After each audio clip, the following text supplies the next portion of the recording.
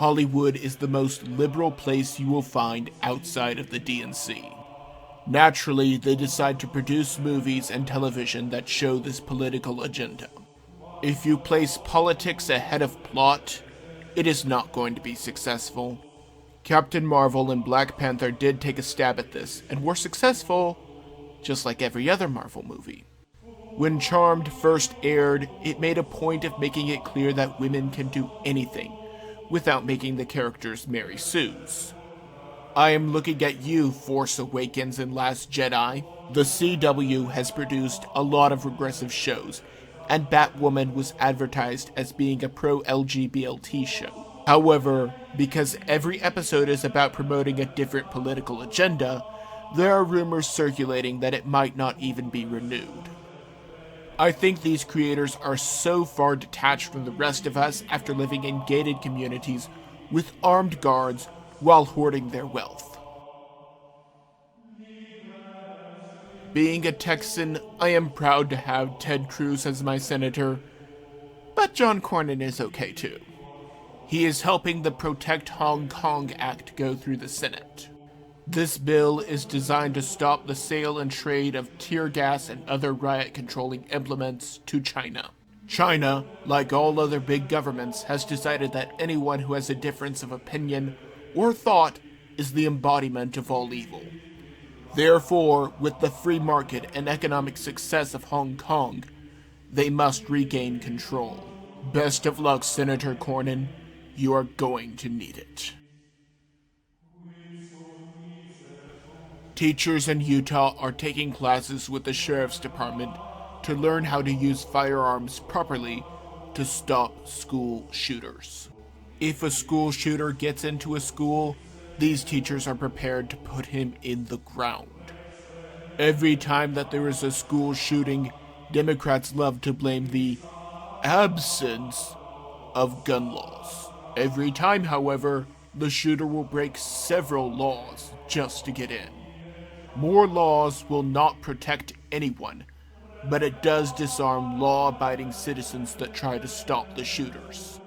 It is only a matter of time before a teacher stops a shooter and then is arrested for bringing the gun into a gun-free zone.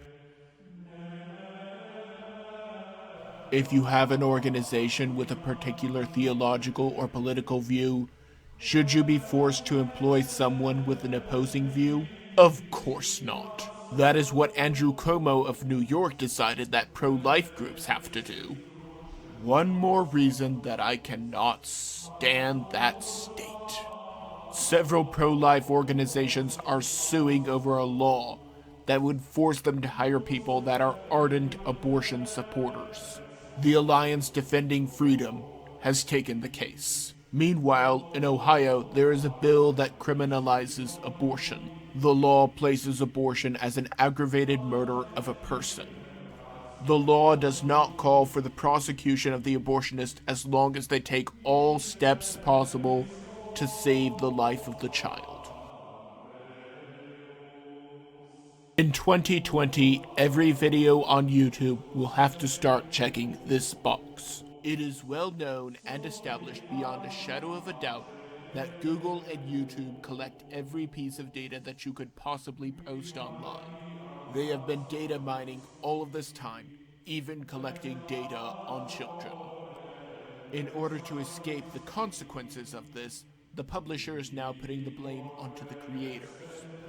The COPPA box is tricky at best. If you select that it is for kids, YouTube will likely bury the video, disable contents, and limit sharing. After all, they cannot make any money off of it. If you select that it is not for kids, they can harvest as much data as they want.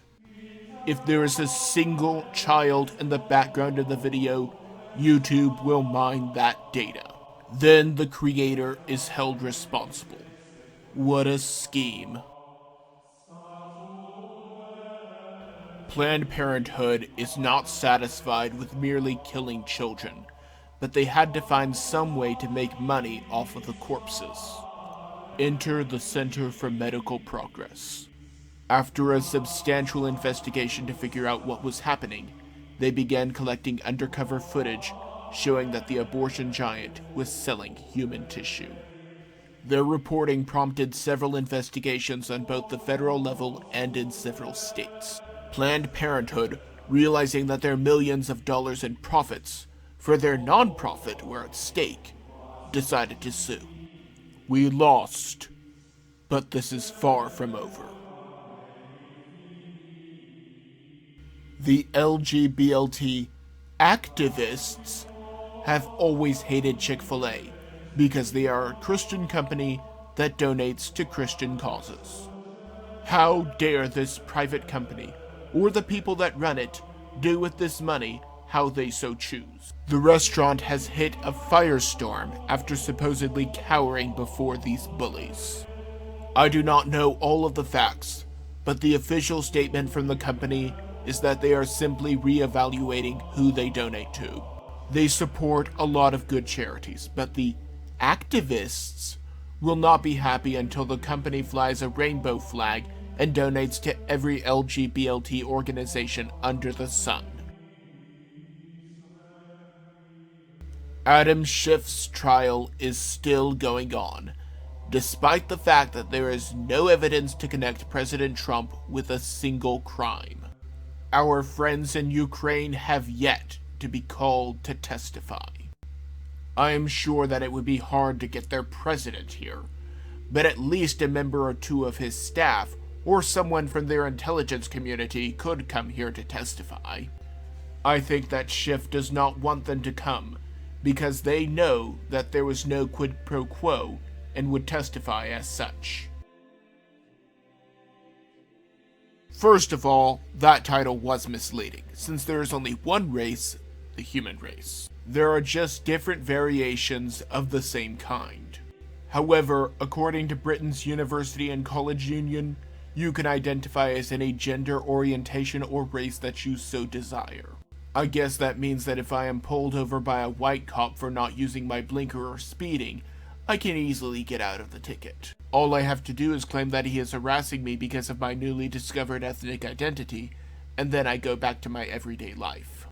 Dolezal and Bruce Jenner opened the floodgates, and now liberals have no choice but to leave them open. Maybe I'm just blowing smoke. Maybe I'm completely off my rocker, but that is just my opinion.